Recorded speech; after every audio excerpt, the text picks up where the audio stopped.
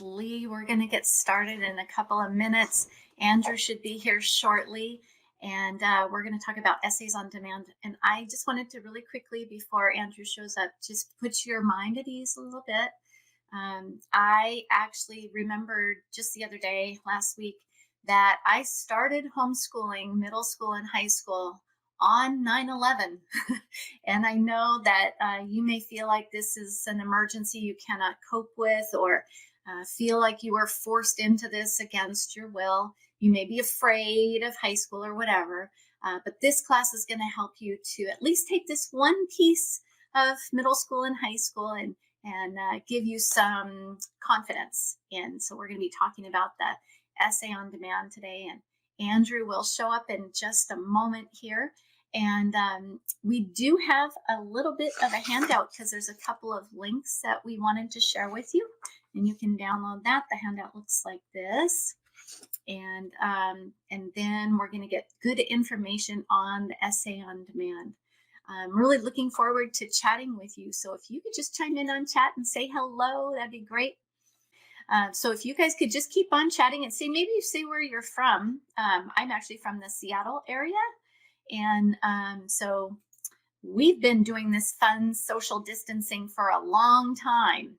And my son actually had a confirmed case of COVID. So when you see who's had it, my boy is one of them. So we are going to be joined in a second by Andrew Pudewa. He's the founder of and director of the Institute for Excellence in Writing.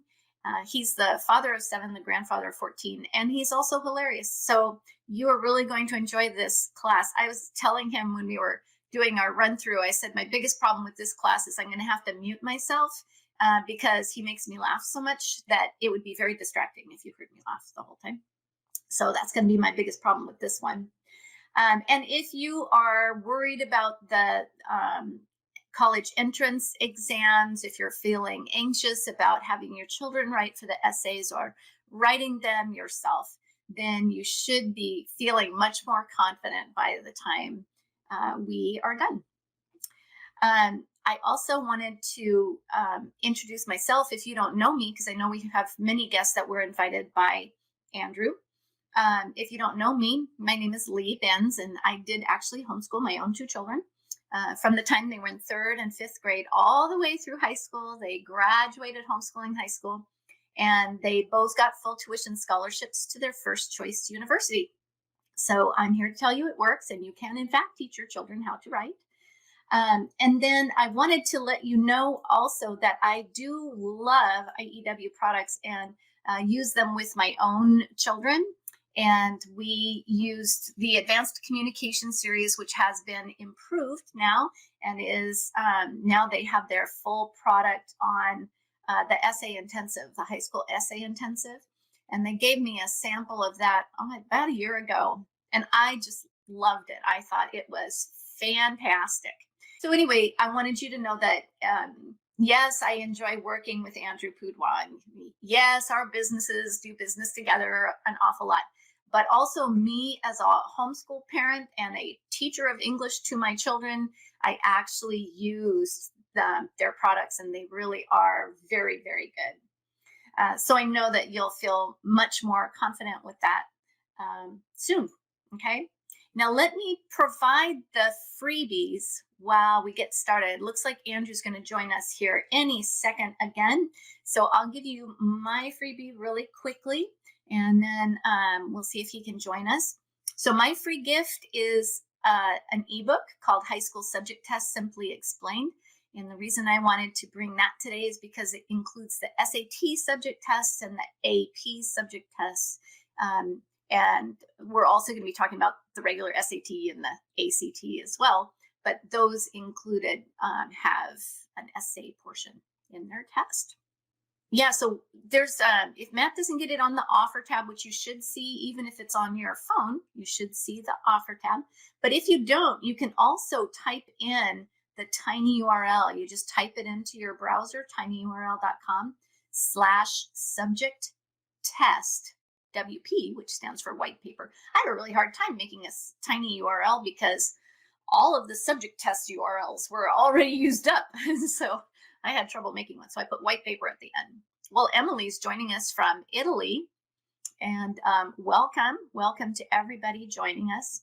Yes, I am in the Seattle area in the heart of the U.S. introduction to coronavirus. The other thing I wanted to show you is that IEW has brought a free gift as well.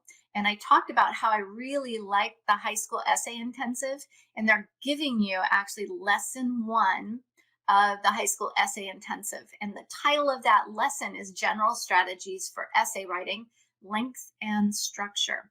And that's going to be really helpful for you as we move forward and help you to learn more about essay writing than just in this class. But it's also going to help you know whether this is going to be the right materials for your children, whether the essay intensive is going to be a good fit for you. You get to basically try one lesson on for size and see how it works for you. And which is really good, because sometimes when you're new to choosing curriculum, it can be extremely helpful to give it a practice run, right? And that's what this live streaming class is going to give you, a practice run. Okay, so we've got the freebies. And so let me just start by, if Andrew doesn't show up here, I'm just going to start jumping into our presentation and just give you the 5 reasons why it's important to teach essay writing in high school.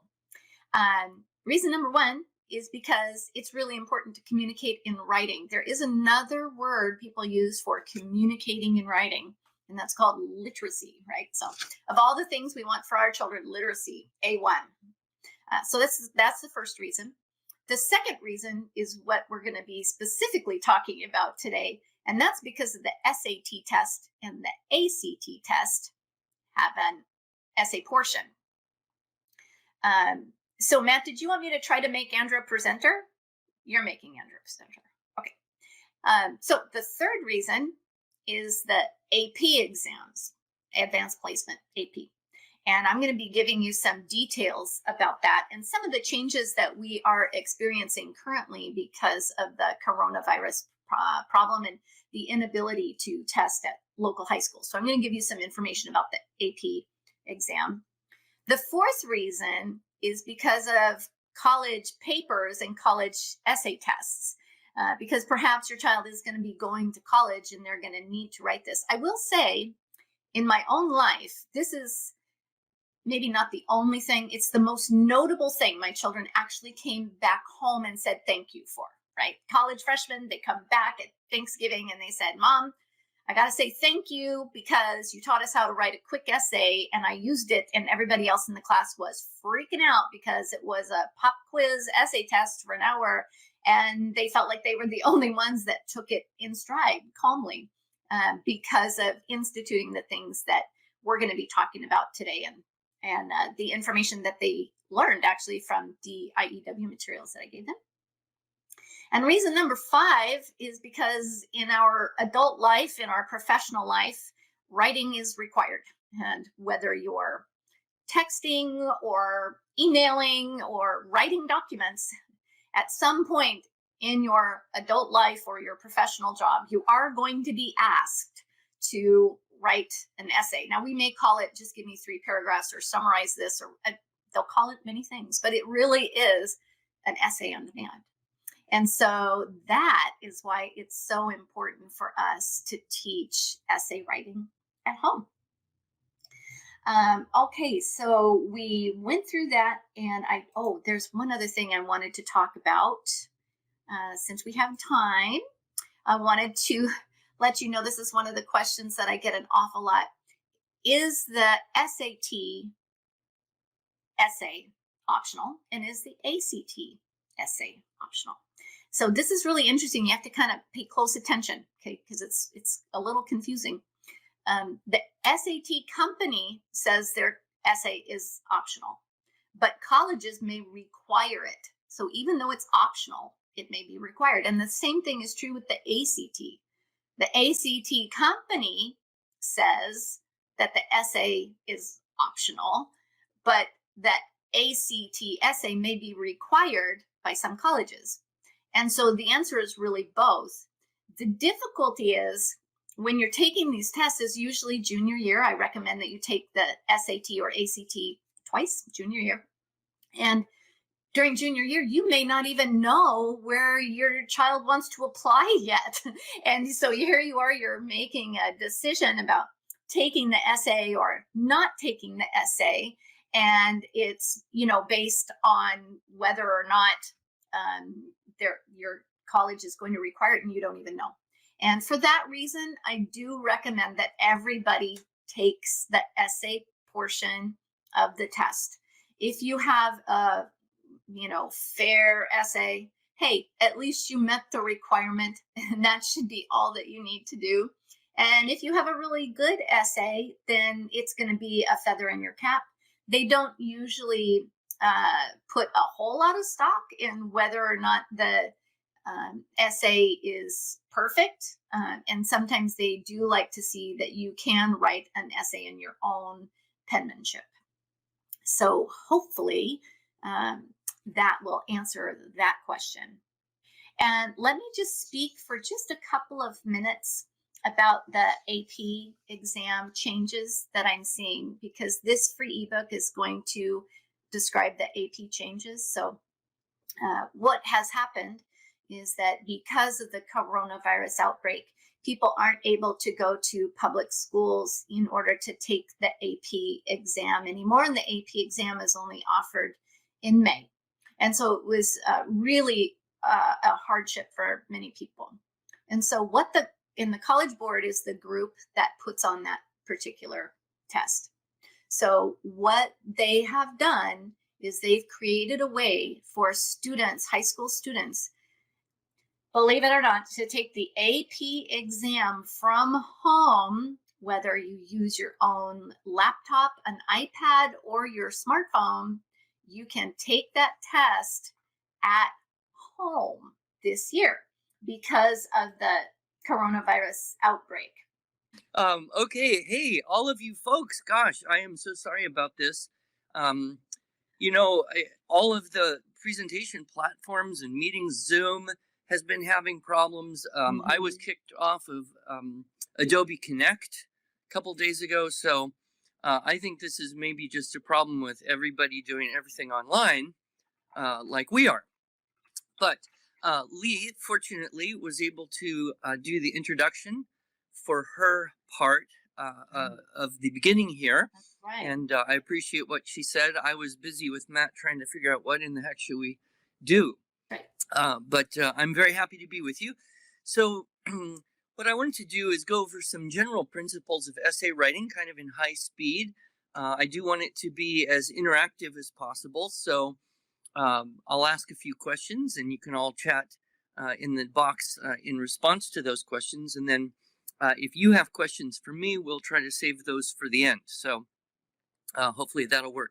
So there are three things that anyone has to do if they want to write anything. Three things that are especially important if you want to write something that is well organized and effective. One of those is you have to figure out what to say. The classical rhetoric term for this is invention.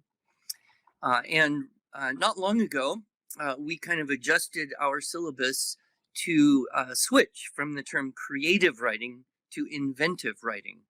And one reason that we did that is because the word invention is a little bit more honest about what we have to do.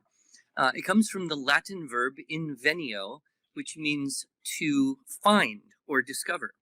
So when we are trying to figure out what to say, we're trying to actually find or discover the things that we can say. And we can't think a thought we can't think. We can't produce something from nothing. We can't, pull things from nowhere. We've got to have somewhere. Louis L'Amour once said, a writer's brain is like a magician's hat. You can only get out of it if you put something into it first. You can only get something out of it if you put something into it first. So that's the first task we'll talk about, is how to get stuff out of the mind. The second aspect of writing anything would be the ideas. In what sequence to put those ideas. Once you get them out, kind of in a shotgun fashion, how do you figure out, okay, what to say first, what to say next, what to say next, what to say next? And there are some principles of arrangement. That is, again, the classical rhetoric term. And then the third thing you have to figure out is how to say it, what words to use, what sentences, what literary devices can you use to make it more effective, how to adjust what you want to say to your audience. If you are writing an essay for an AP or an SAT or an ACT test, then you want to think, okay, who's going to be reading this? And you might say what you want to say differently depending on who's going to be reading or listening. So those are the three tasks of the essayist. We're going to dive in a little bit now, and I got my control right here, into the question of invention, and consider, okay, what are some of the additional thinking skills that are needed to do invention? Okay, I got two slides at once, sorry. We're diving into the whole idea of getting stuff out of the mind. So the basic questions would be who, what, where, why, when, how, the big six. Kipling wrote a poem about these 6 words. He called them the 6 wise men, trusted servants who taught me everything I know. And so if you want to write about a particular thing, you would ask the questions, who, what, where, why, when, how. And then there are, sub-questions under that. What, for example? What do you hear? What do you see? What do you taste, touch, or smell? And then there's kind of a third category of questions, which I would call the critical questions, because they imply some form of judgment. What's a good thing about it? What's some bad things about it? What's the best? What's the worst? What's the value? What's the significance or impact of that thing? And so when I teach writing to children, inventive writing, I would start with these questions. And I would say, okay, if somebody says, write about trees, right? What questions can you ask about trees, right? And so this would be kind of a way to introduce the whole idea to younger children. But we have some more advanced tools that are actually even more useful that I introduce to older students. And that would be to take these questions, but kind of put them into these 4 categories. And that would be division, comparison, application, and significance.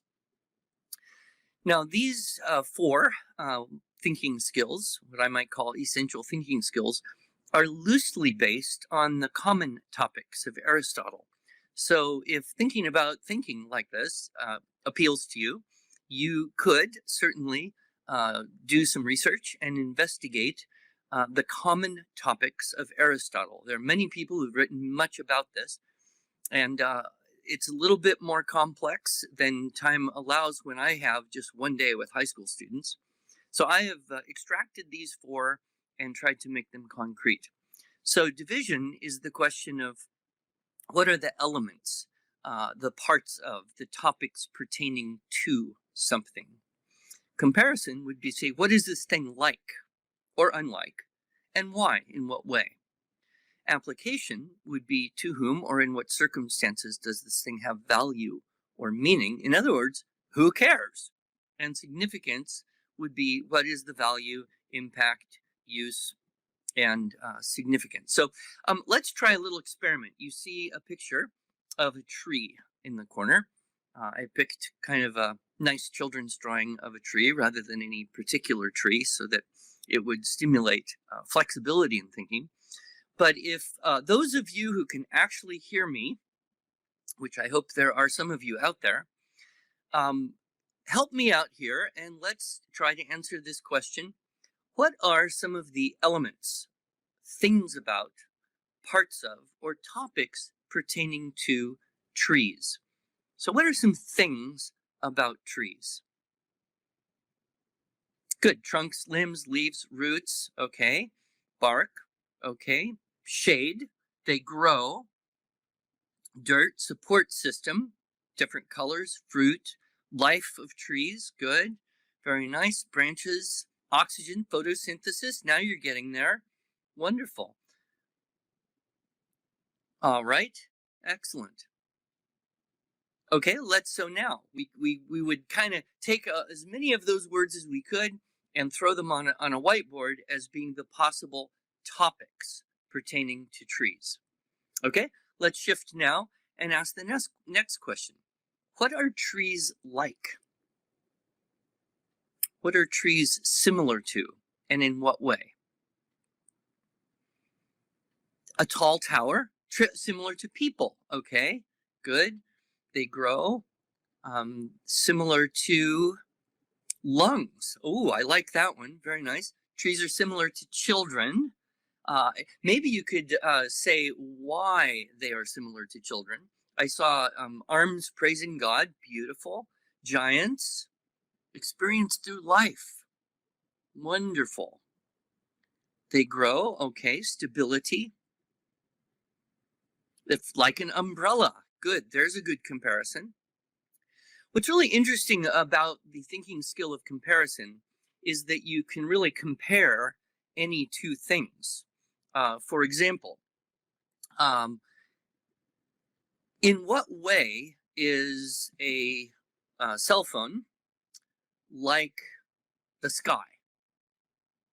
Is there any way in which you could say the cell phone is like the sky? They are home for a lot of critters. They both produce light. Oh, you guys are fast. The cloud. Oh, marvelous. Bugs. Windows. Oh, this is so much fun having so many people thinking so fast here. They both seem alive. Broccoli. Interesting. Not quite sure about that one. Networks. Good. Useful. Awesome. Very nice. Thank you so much, everyone. So what happens when you compare two things, you see things about the two things you're comparing that you might not see unless you make the comparison. So again, if we had a nice big whiteboard, we would list as many of those things as we could, and that would add to our invention. Okay, let's shift over and talk about application. So to whom or in what circumstances do trees have value or meaning? Or in other ways, who cares? All right, so we got lumberjacks, we've got ecologists, arborists. You can also think why. Oh, broccoli's for tree. Gotcha. Builders, carpenters. Okay, think like a homeschool kid. Children, climbing, climbers, boys, farmers, homeowners. Yes, definitely. All right, excellent. Okay, so you've got some of those things listed. Now let's shift over and say, okay, so what's the value, impact? Now, sometimes there's going to be overlap because when we were talking about division, people wrote, oxygen. So that might be something again. Shade, castle, tree houses, beauty, yes. Paper, good. Food. Okay, so awesome. I have never actually had a group of this many people do this so fast all at once. And I can only see about 5 at once in the chat box, and I don't have my reading glasses on. So now just let's pause and think, okay, if we had all that, which you just lovingly put in the chat box to help us out here, if we had all that, that would expand our whole ability to start the process of figuring out, okay, of all that's available, what shall we say about trees, right? So that's an exercise that you can do with really children of any age.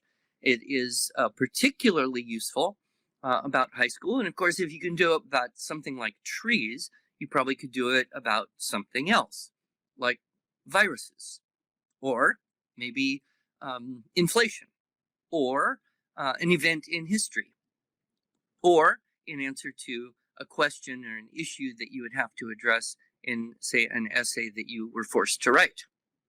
Okay, so that's kind of a little taste of invention and how that process can just open up the mind. How many of you feel that now that we've done that, if someone said, write an essay about trees, you would have a whole lot more going on in your mind than if someone just said, write about trees? Yeah, it's interesting just how that opens things up for you. And it's really also enjoyable to do this in a group, a small group, a very large group like we have here, because then you can share ideas. Someone had, an idea, and I thought, wow, that's great. I wouldn't have necessarily thought of that, but the fact that you did now would allow me to consider, oh, can I incorporate some of those ideas? So this type of practicing of what some people might call brainstorming, I don't really like the word quite so much as the invention exercise, allows us to share. And of course, as I see people expand their ability to have ideas in these regards, then that helps me also expand my thinking in that regard. So, all right, let's move on and talk a little bit about arrangement. So one of the biggest problems that students have with writing is the problem of length, right? And so the question is, what is the best way to determine length of an essay? Now, you probably have heard the idea of write a certain number of words. Perhaps you did that in school. You probably, if you had experience in high school or college that you remember, assignments came in number of pages. I don't think these are particularly helpful for students because they don't really give you a sense of how much information to collect up and how to plan that. One of the problems, of course, of students, if you say write a certain number of words, is students start writing for a while, then they stop, see how many words they've got, and then write a little bit more and keep writing and see how many words they've got until they have enough. So it's very hard to plan an essay in terms of the content with words as a target length. Pages, of course, the temptation may be to play with the font size and the margin width and the kerning. You can get very fancy, which is why most schools will now give dictates. They'll say, 3 pages, Times Roman, 12-point, Microsoft Word default margins, double space, MLA format. And so schools will, or departments will have a style guide. And it is very important that our homeschool kids learn to follow a style guide in those dictates. A lot of kids have wanted to turn in, papers to me in all sorts of crazy fonts like Daniela or Gothic, or they want to push the font, to the maximum they can possibly get away with, 18-point or 20-point. So it's good, I think, for high school students to practice formatting their papers in the MLA standard or a style guide of really any university that you want. And of course, within a university, you can have style guides that are different from one department to another. Some might use MLA, others use APA. There might be a few out there that still use Chicago or Turabian, in terms of formatting and all that. When we get to the essay on demand, it's not so much of a problem because they're not trying to fit a certain number of pages. I have heard of the absurd idea of giving students number of characters, which to me is just an abysmally bad idea. But I know how it came to be. Now, I'm not sure it's completely ethical to share this information with any teenagers who might be listening in. But, Lee, I don't know if you knew this. Evidently, if you have a paper and it's in Times Roman, 12-point, double space, all that stuff, and you select just all the periods and you change all the periods from 12 to 14-point font, it will increase the bulk of your document by approximately 8%. So, this is a trick somebody figured out. Oh, I've got to write a 7-page paper and I've only got 6 pages. What can I do? And of course, kind of miserable because then, students figure that out. And then, of course, the professors have to come up with an even stupider way of giving assignment length. Okay, well, if you're going to change your character size, you just count the characters, which of course you can do with Microsoft tools.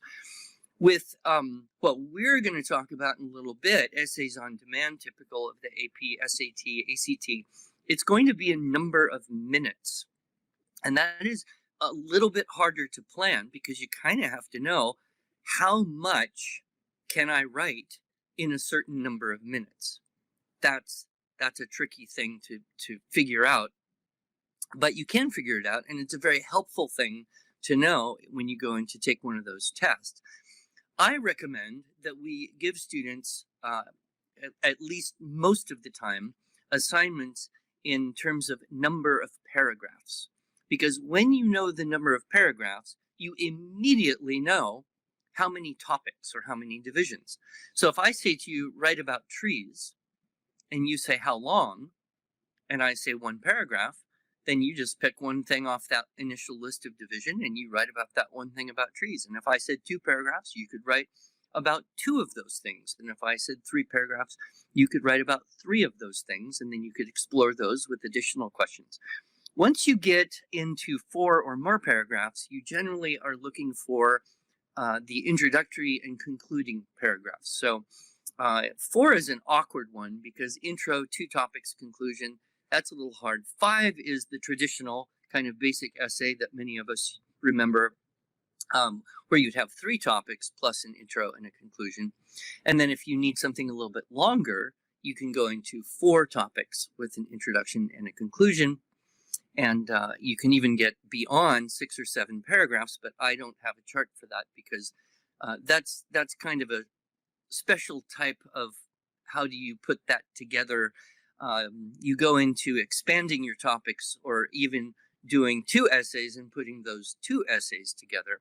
But for the most part, especially in these essays on demand the students are likely to run into, I would say 6 or 7 is going to be about the maximum they will have time for. So, yeah, you know, Brianna, you're right about that. There are some professors who do not like 5-paragraph essays because they believe it's too formulaic, it's too predictable, it becomes redundant, it becomes, it's cliched. However, it's not necessarily a bad thing to have learned, because in doing it and learning it, you learn some organizational skills, and then you can have variations on that 5-paragraph model. So I think it's still worth teaching and practicing in high school, and then look at, okay, how do we expand this or adjust this for a different student in a different circumstance? If you want to comment in on something there having to do with the length of essays? Oh, all I wanted to say is that the 5-paragraph essay, teaching them how to do that is super important because kids need to learn how to overcome the blank page. And sometimes having that formulaic answer is the only way to get them from a starting place to extreme comfort with the situation. Yeah, and I sometimes joke and say, you know, if I were in college and someone said, write a 2-page paper, and I figured out that for me, 2 pages would be approximately 5 paragraphs, I would go ahead and write a 5-paragraph essay, and then I would just throw in a few extra indentations. That would confuse the professor. He or she wouldn't notice that I'm actually doing it, and I would still have the internal structure that would make it work. So that's a possibility. But her point was nice. I have actually heard of professors saying, no, please don't ever do that. So here is an idea. And I have to say, when I put this PowerPoint together, I had, what do you call it, animations, and they're not coming through. So you're getting everything all at once on the screen here. But that's okay, not so bad. What I have come to understand is that if students can be able to translate length, then wherever they go, whoever gives them an assignment, they can get it into number of paragraphs. The first, probably easiest way to go is if someone says, you know, write a certain number of pages. Then what you want to do is figure out how many words that would be, okay? And the way you would do it is just paste in a bunch of text. You format it with the font size and the margin width according to the style guide. And then you just look at the number of pages on the number of words on the page. Understanding your first page may be a little shorter because of your headings. And then you can say, okay, you know, Times Roman 12 point Microsoft Word default margins, that's going to average out to about 250 words per page. So if someone says 3-page paper, you know you're in the zone of 750 words. If they say 5-page paper, you know you're in the zone of about 1,250 words. That is tremendously helpful. If any of your kids have the tremendous misfortune of getting a professor who says, write 5,000 characters, right? Well, in that case, you've got to do a little bit of research to figure out, okay, well, what does that equal in words? Now, I put a little screenshot.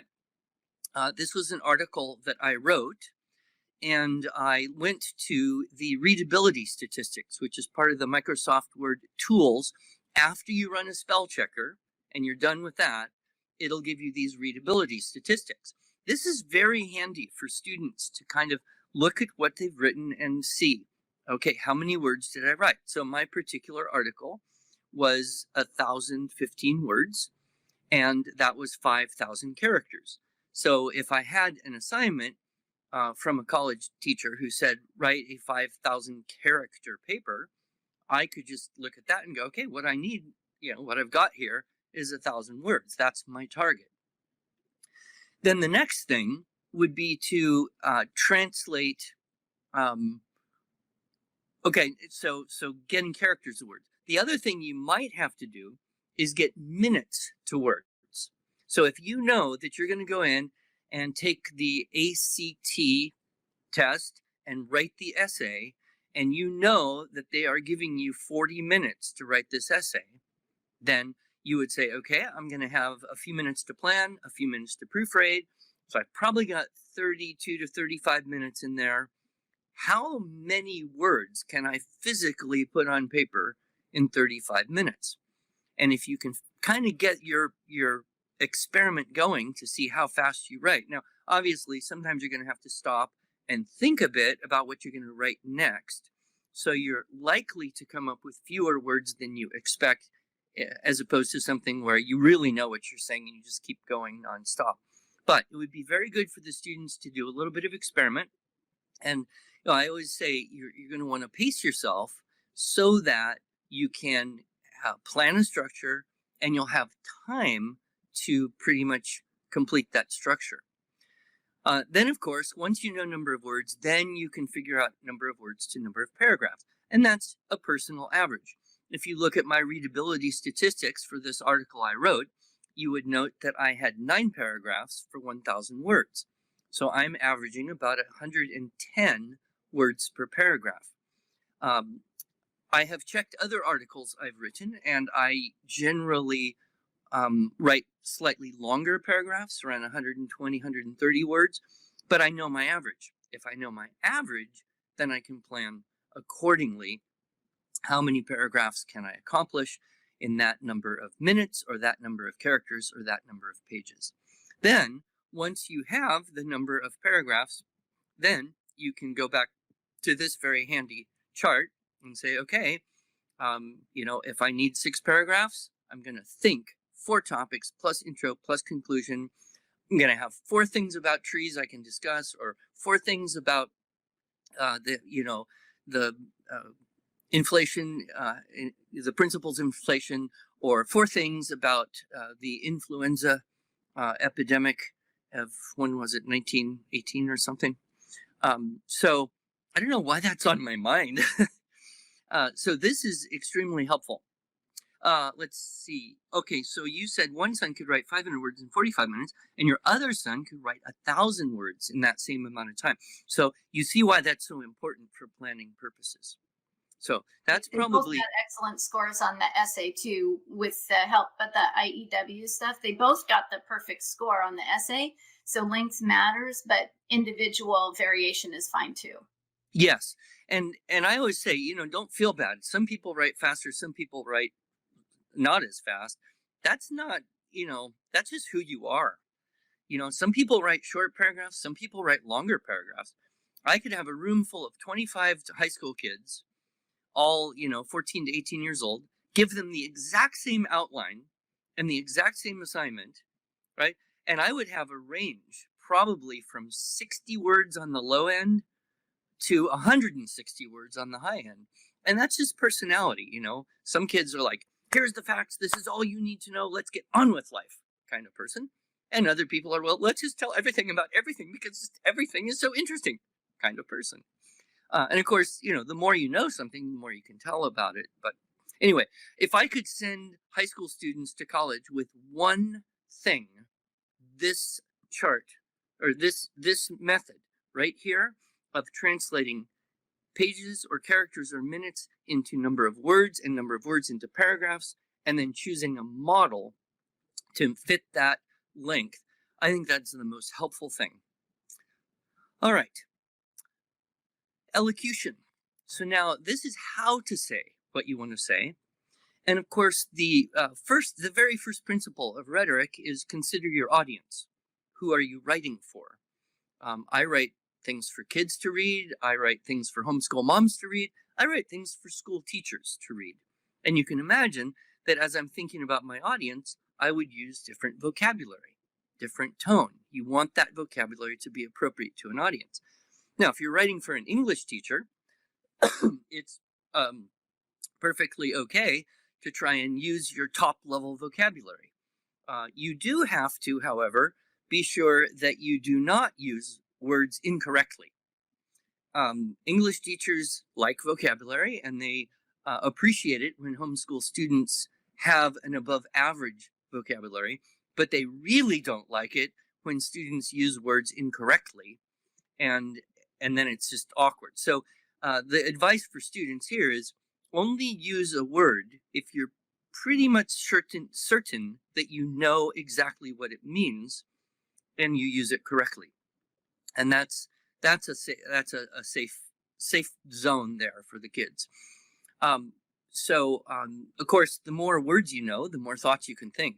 And I think one of the things that we have in the homeschool, in general, homeschooling, is kids who read more, kids who are read to more, kids who have memorized things like scripture and poetry, and maybe even excerpts from famous speeches, and are likely, therefore, to have a vocabulary above most of their school-going peers.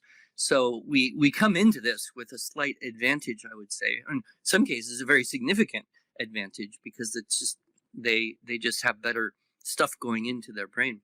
Sentence structures is, of course, another thing. And one of the biggest things that we teach is how to maintain variety of sentence pattern. I'm sure you've read things that all kind of start with the same pronoun again and again and again, or all the sentences start with the subject and then have the verb and then have a predicate with that, an object with the verb for the predicate, and subject, verb, predicate, subject, verb, object, subject, predicate, subject, subject, subject. When you read stuff that is written without a variety of sentence pattern, it gets boring pretty fast. Unfortunately, a lot of school textbooks are not terribly well written. But this is something that can be taught. In our system, we would say, okay, in every paragraph, try to write one sentence, with the subject, but also try to start a sentence with a preposition, try to start a sentence with an adverb, try to start a sentence with perhaps a participle, try to start a sentence with a subordinate clause, a dependent adverb clause. Try to every now and then have a very short sentence.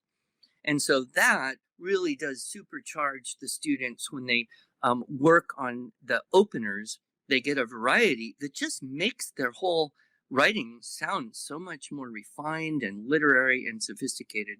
And generally, English teachers like it better, even though they don't know the student was consciously trying to do that. Then, of course, we would like to have some figures of speech, things that make the writing more interesting. English teachers are especially delighted when they see a child trying to do a simile or a metaphor. They can appreciate perhaps something like a well-done alliteration or assonance. So the literary devices, or what we might call figures of speech, are divided generally into two categories. Schemes, which are those things which appeal to the senses. In other words, they sound nice. So when you have parallel construction, when you have a triple use of something, or you have three phrases in a sentence that are, three prepositional phrases in one sentence, there's a rhythm to that.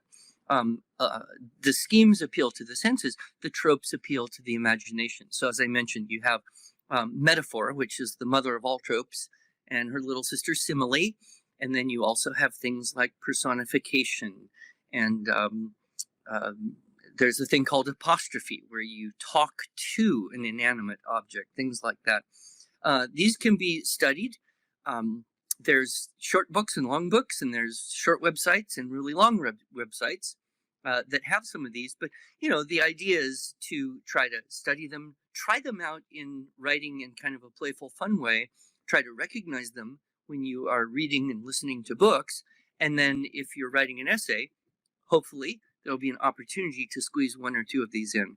And as I said, English teachers became English teachers because they delight in literature and words. And so when they even see a student try something like a simile or a metaphor, even if it's not terribly well done, they'll say, he tried, he stayed awake in English class, I love him. So, all right. Yeah, Sandy, that is a really good question about this seems formulaic or mechanical. But honestly, what I will tell you is that when you have a checklist of things to do, it gives you the pieces that can go into, say, the puzzle. Or a better analogy would be Legos. If many of you have boys, and almost all boys, and lots of girls too, enjoy Legos. They enjoy Legos a lot more than they enjoy clay. Why is that? Well, because clay, it's pretty hard to make something cool out of clay. It takes a long lot of practice, and most of what you make is not symmetrical. It's kind of ugly. It falls apart. It's not terribly something you'd say, oh, I'm so happy I did that. Legos, however, because they have the pieces, they can put the pieces together and come out with things that are cool. Writing is exactly the same way. When we give them these structure and style pieces and we assist them with invention, they can come out with things that look a whole lot better than they would if they were without those pieces. And then, of course, ultimately what happens is they keep gathering more and more and more pieces as they continue their education, move into adulthood, and then start writing for specific reasons. All right, let's talk just a bit about these essays on demand. So first is they are usually in response to a question or a prompt. The challenging thing is you don't know the question or the prompt in advance. So you have to think very, very quickly. Okay, how am I going to answer this question? How am I going to perform this task? If it's something like an AP exam, there's an expectation that you would have read and studied and learned enough that you would be able to answer the question with some in-depth analysis, which is the whole purpose of the course. Most essays at the high school level are comparison essays. That's very common. Argumentative essays, that's where you have a thesis, something to prove, and then you collect up your information or evidence to prove your thesis. Or an analysis, which is where you say, okay, here's this thing, and you break it into its component parts, which, by the way, is where that thinking skill of division is tremendously useful. Because you say, okay, what are the things about aspects of topics pertaining to this? And immediately you've begun an analysis process. So these three are what students most commonly are asked to do in high school, and probably by extension in the college classes that they would take as well. So thinking a little bit, yes, Lee, go ahead.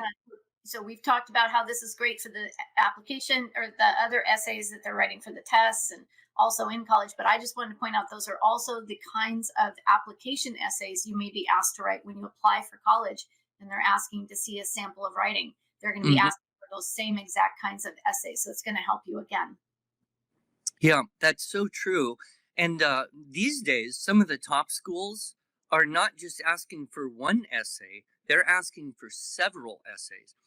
They want a personal essay that shares a little bit of you with them, and then they want an academic essay that you've written, or they'll give you another kind of wild card type of essay to write that's going to demand some creativity within a context. So I know one reason that these schools are putting more emphasis on the essays you submit with the application than the ones that are available from the SAT and ACT is because they realize these SAT and ACT essays are it's a very kind of artificial environment where you have to just walk in, sit down, read something, think immediately, have a very limited amount of time with no resources.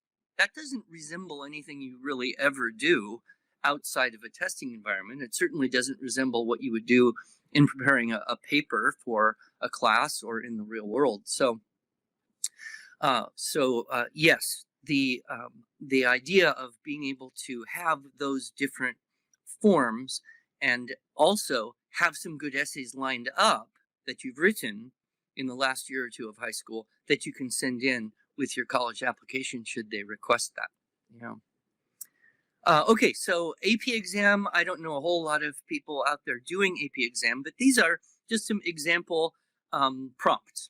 So US history, analyze the ways in which British imperial policies between 1763 and 1777 intensified colonials' resistance to British rule and their commitment to Republican values. Okay, so what we would do is apply the thinking skills. Division. Okay, what are some British imperial policies? They're asking you to name a few. Hopefully, you can come up with at least 3 or 4, which would then give you a nice 5, 6. If you could come up with 5 policies that you remember from your study, you could come up with 7. So somewhere between 5 and 7 paragraphs, which would be a reasonable length for an AP US history question. If they only give you a limited amount of time or space, then you'd say, okay, how many do I have time or space for? Maybe you have 2 policies or 3. Then, of course, you're going to use the thinking skill of comparison. Are these policies like anything else that you know of in US history or world history or current events? If you can make those comparisons, the reader of that will say, oh, this kid sees well the relationship between these two things and how they're similar or different. So comparison. Then you would apply application and significance and say, okay, who cares? You know, who was affected by these policies? And so what? What was the significance? And you're analyzing then the significance. That who cares and so what is really helpful. In fact, Lee, I once met a very great high school English teacher. I liked him a lot. And he said to me, I teach students to write essays by the who cares so what method. Teenagers can relate because they're always saying, who cares so what? So translated into thinking skills. Mm-hmm. English literature, this was a question from AP exam in the past. Carefully read the following excerpt, right? Then, in a well-constructed essay, analyze how the author portrays the complex experience of 2 sisters, Penelope and Irene, within their family and society. This is not something that the students have probably read before, and so they're going to have that excerpt and they're going to have to do that comparison right there on the spot. So again, division. What are some things you could compare? Comparison. That's the whole activity. What are they like? How are they like or unlike each other or anything else? Who cares? What was the significance of that? So in the English literature, they also like it if the students can talk about the author's style. So what did the author use? What literary devices, etc. And probably not a huge number of people listening today are going to be doing this. And yes, indeed, I think they are hard prompts, but they're AP exams. And so they're kind of supposed to be challenging. If they were too easy, it would devalue the AP system very significantly. But okay, let's move on and take a look at an ACT. Basically, the format right now is they give you background information on what they call a complex issue. I think it is completely unreasonable to give kids 300 words of information on a complex issue, but that's what they do. It's about 300 to 400 words of information. Then they give you 3 perspectives on that issue and ask you to then combine an analysis of the issue with an argument arguing for one of those three perspectives, or you could come up with your own original perspective. So, three views on globalization. It's necessary because the economy is moving forward. It's going to happen inevitably. You don't have to make it happen. Or a third might be globalization endangers national identities and therefore, breaks down people's unity as a society. So those would be three issues, and then the student is supposed to argue for one of those being the dominant or better view. One thing I always tell kids is, look, when you write this essay, you do not have to tell what you really think. You do not have to agree with yourself. You can take a position on anything and argue it just for fun. There's no dishonor in saying what would be the easiest one to argue for and choosing that. What would be the easiest position that I could say, well, even though maybe I don't agree with that. Also, this is where you want to keep in mind the people grading this are mostly going to be junior college and high school English teachers. So the majority of them will be female, and the majority of them will probably be registered Democrats with a slightly more liberal view than perhaps your kids take into that. So keep in mind, if you are understanding your audience, you might choose not to talk about what a great job Donald Trump is doing at the moment or whatever, even if you think he is. So, all right, the SAT is really nasty. In fact, this is about the nastiest of nasty things I have ever seen. And what they do is they give you a quote, well-written, previous published, possibly abridged opinion article, generally in the range of 700 to 750 words. So that's going to take some time to read. And then what they want you to do, and this is tricky, this is hard for kids. If you don't practice this a couple times, you're not going to do it well on the essay, on the test.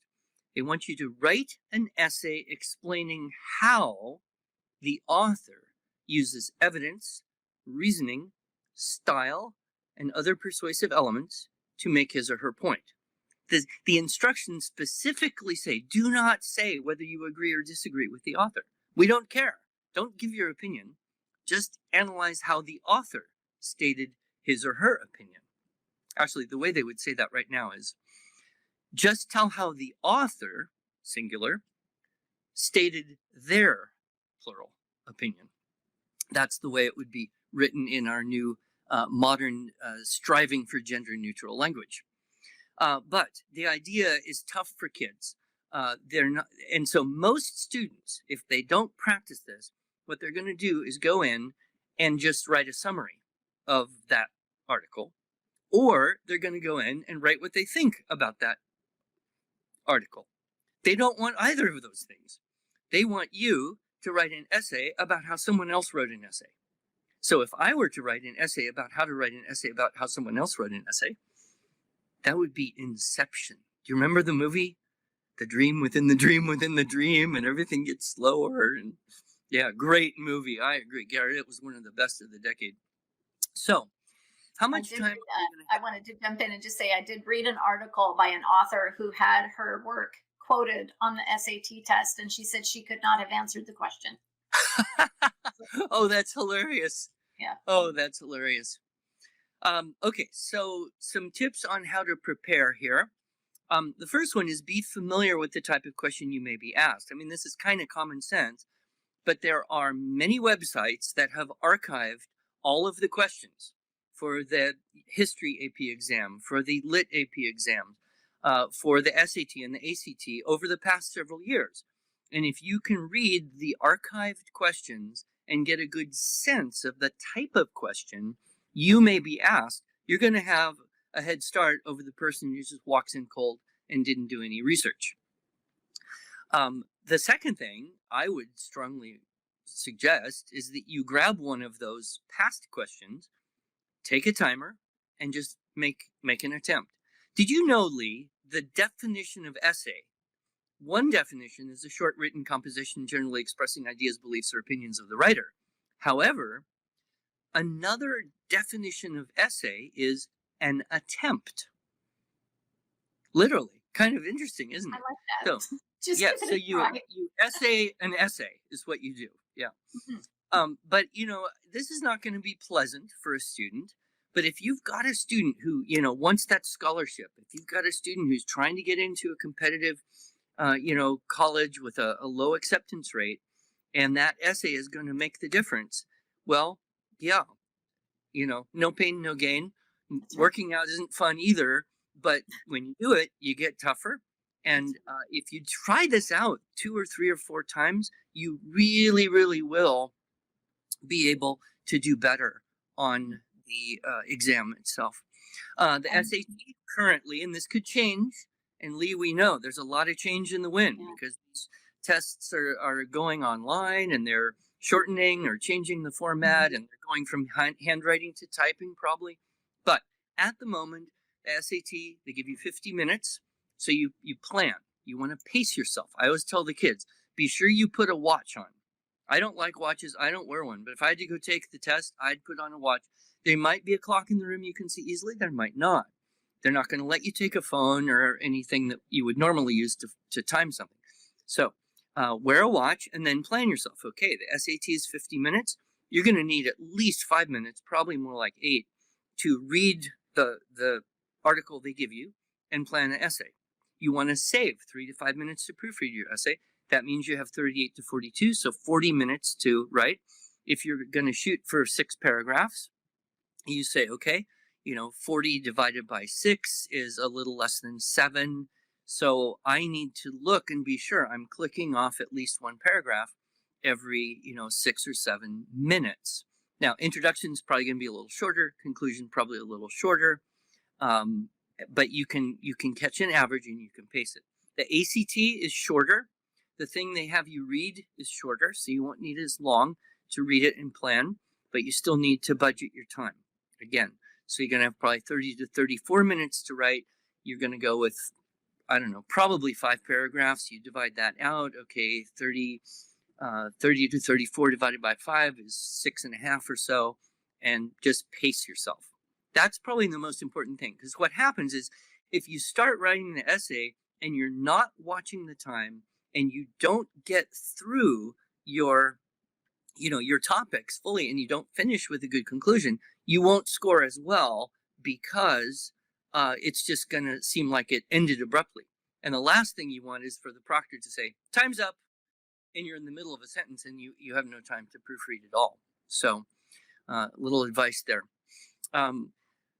If you want to, you can go to thecollegeboard.org, you can go to act.org, and you can look at how the essays are scored. So if your student writes an essay, a sample prompt, then what they should do is go with their own essay to those websites, look at the grading rubric that the actual scorers are going to use, and say, okay, how did I do on ideas and how did I do on organization? How did I do on word usage? And they're similar, but a little bit different. And it's probably worth doing that. And the more you can do that, the better it is. So, what we're offering here, is I think our free thing we're giving you is the first half of this high school essay intensive course. So you can get that. It's a video course of me teaching a live group of teenage students. And if you like that, you can also get the rest of it. And we also have practice essay suggestions as well. So, okay. So, Lee, why don't you take over and tell us a little bit about grading? Yeah. So, we've talked about how do you know what to write, etc. But what I usually deal with is helping parents homeschool high school. And it's actually possible for you to take all of this work that you're doing with IEW, with this essay, with all the practice essays that they write, any other lessons that they're doing on their vocabulary or whatever. All of those things together can become your English credit for the year. And then you have to decide what grade are you going to put on the transcript, right? So if your child is working for an hour a day on English, that means that you can incorporate, your essay practice each week. And that's what I did in my homeschool. My kids practiced handwritten essay based on the SAT or ACT essay prompts. They did one every week. And they really did get a lot better. I mean, at first, the reason I commented, didn't those prompts look hard, was because at first they would sort of look at them with a deer in the headlights look, but then after a while, they became so used to how these questions were phrased and what they were asked that it just became so easy for them to just write an essay on almost any topic, and very helpful. If you are going to include just test prep on your transcript, then I recommend that you call the class study skills because it makes it sound more like your child is preparing for college and less like we studied for the test so we could get a good score. And then you want to put a grade on the transcript that includes every way that you have evaluated your child. I like to tell parents that it's like putting in everything that they've done into your ninja mixer, and you hit frappe, and what comes out is their grade. Okay. So a grade of A means mastery, or they met your expectations. A grade of A doesn't mean that they did more than you could ask or even imagine. That part's God, right? So it's just you met your expectations. A grade of B means you're absolutely positively sure it was not worth an A. They did not meet your expectations, and that's when you give a B. A grade of C means they did not very good, but at least you know it was good enough to put credit on their transcript. If they get a grade of D or below, I do not recommend putting it on the transcript at all because there's no need for you to do that. You can completely drop that together. Okay, so that's all that I wanted to say about test prep. So if you wanted to share your free gift one more time, Andrew, that's on the next slide. Sure, yeah. This is part 1 of our high school essay intensive, and it's a download. You get the video, you get the handout that goes with it. A lot of it's what I talked about and also alluded to. So particularly like with the sentence pattern variety, we have a whole section that really fleshes that out. There's the link. It's not clickable, so you'll have to write it down or type it in. But it does work, and we'll be very happy to send you that. And then if you have questions about the rest of the course or other products that we have, be sure and contact our folks on our customer service side, IEW.com. You can chat, you can email. Some people actually pick up the phone and call. No.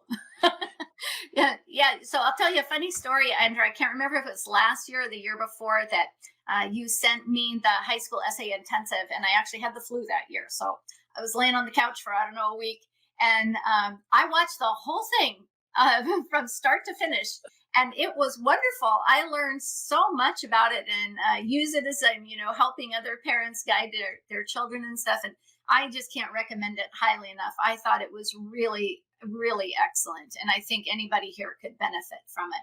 Good. Well, thank you for that. Yeah, You've also got a free gift there, huh? Yeah, I got my free gift, and I have a free ebook on high school subject tests. So it's going to explain the SAT subject test, the AP exam, and those are going to, and the CLEP exam is also in there so that you can learn college credit. And I did want to mention, since we're all here together, if you want to chime in and say you're going to an AP exam, raise your hand, let me know. But they have had some changes this year because of social distancing, and students are not allowed to get together anymore. And so the College Board had to act fast and figure out what they were going to do to make sure that people could take these tests. And so they have a completely different experience for AP test takers this year. And if you're thinking about an AP in the future, you might want to listen up because it may apply next year as well. Basically, they're going to have kids have the ability to take the AP exam from home. It's a take-home exam that you can do on your computer, on your iPad, on your laptop, even on your smartphone. And so that's a huge change.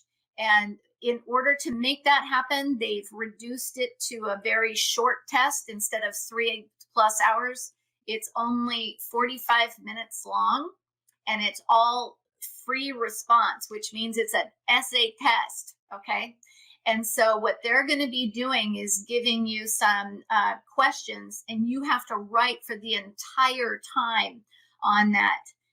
They are going to be working hard to avoid cheating. So how are they going to do that? Well, first they're going to trust that most of you are not cheaters, right? But also they're going to be tracking your student while they take that test. They'll have your IP address. You'll have to give an agreement to let them see your child's face as they're taking the test. They will have handwriting samples if it's a handwriting situation. And then if they identify anything about your exam that looks, I wonder how they did that, then they'll go back and they'll look at the digital record of exactly what was taking place using the camera from your smartphone or the camera on your computer, and see what was happening at the time when they were taking that test. And the one thing I wanted to point out to people is that sounds super scary to people, but in reality, that is what it's like when you go to college. I one time had the flu for a week when I was in nursing school, and my professor said, well, come on in and I'll give you an essay test when you get back and get healthy. And so I walked in for the essay test, and he said, here's your prompt. I want you to tell me all about the GI system, and you have an hour. So all about everything. Oh my gosh, I was so overwhelmed. And I did exactly what Andrew was just teaching us to do. And I went through and I described the whole GI system in words in an hour. And that's why I became a GI nurse. So now you know. Okay. Lee. Go ahead. Oh, sorry. Finish. I just wanted to say that's what I wanted you to know about the AP, is that they are making accommodations for this year and social distancing, and it may continue on later. And I wonder if perhaps the SAT test and the ACT test will in the future allow for home testing of that.